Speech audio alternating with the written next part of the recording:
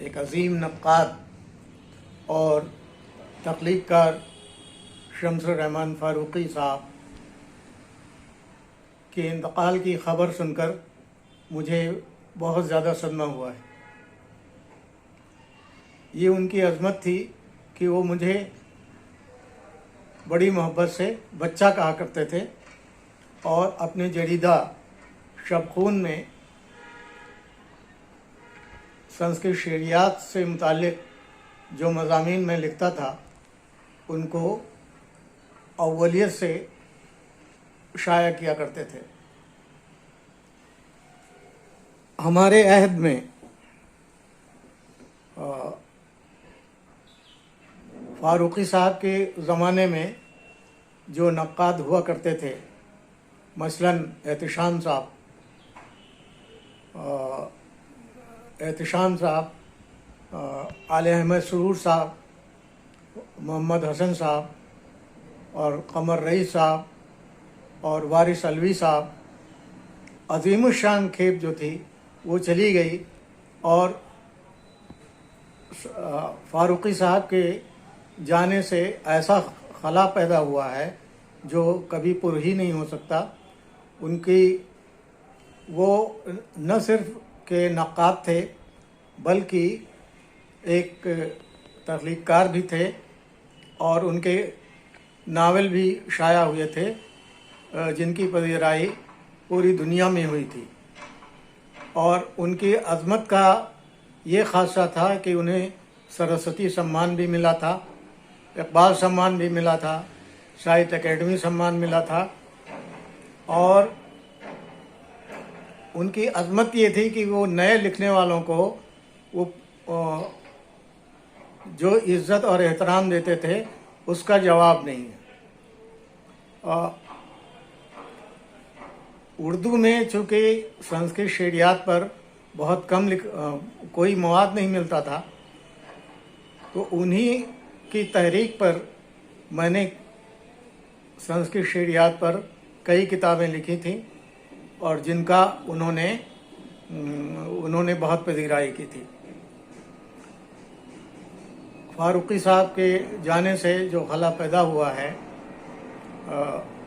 उसका भर पाना बड़ा मुश्किल है और उनके चले जाने से एक तरह से उर्दू अदब का बहुत बड़ा नुकसान हुआ है।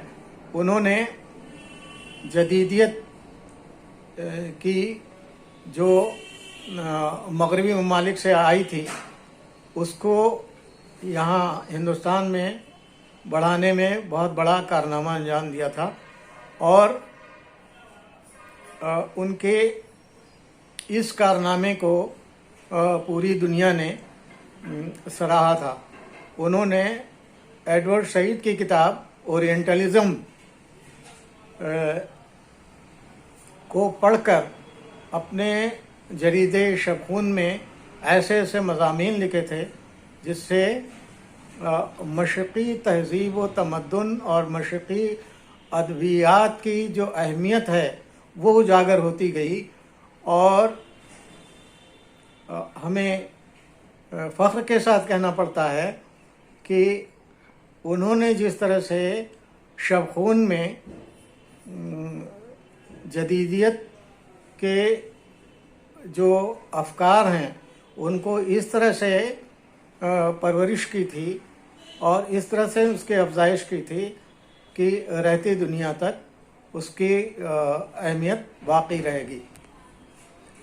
फ़ारूक़ी साहब ने मेरे तख्लीक़ी रज़्मिया महाविनिष्क्रमण को साहित्य अकेडमी अवार्ड देने के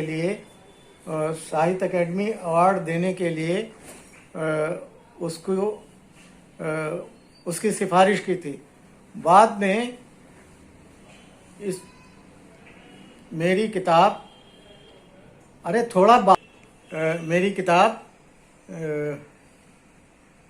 सूखी टहनी पर हरियल पर 1980 में सन 2000 में ये अवार्ड मिला था। और फ़ारूक़ी की अज़मत थी कि संस्कृत शेरियात पर जितने भी मज़ामीन मैंने लिखे और जितनी किताबें मैंने तसनीफ़ की उनकी पज़ीराई उन्होंने की थी। और वो हमेशा कहा करते थे कि तुम इसी तरह से संस्कृत अदब और संस्कृत शेरियात पर अपना काम जारी रखना, ताकि उससे लोगों उर्दू दुनिया को फ़ायदा पहुँचे। रहलत पर उनकी रहलत पर मुझे बहुत सदमा हुआ है और अल्लाह रब्बुल इज़्ज़त से मैं दुआ करता हूँ कि उनको जन्नतुल फ़िरदौस में आला मकाम हासिल हो और उनकी रूह को सुकून हासिल हो। फ़ारूक़ी के चले जाने से जो उनके ज़माने में तख्लीक़ी दुनिया में, शायरी की दुनिया में जो नए नए तजुर्बात होते थे वो अक्सर ख़त्म हो गए हैं। और अब तो तनक़ीद का ये हाल है कि जो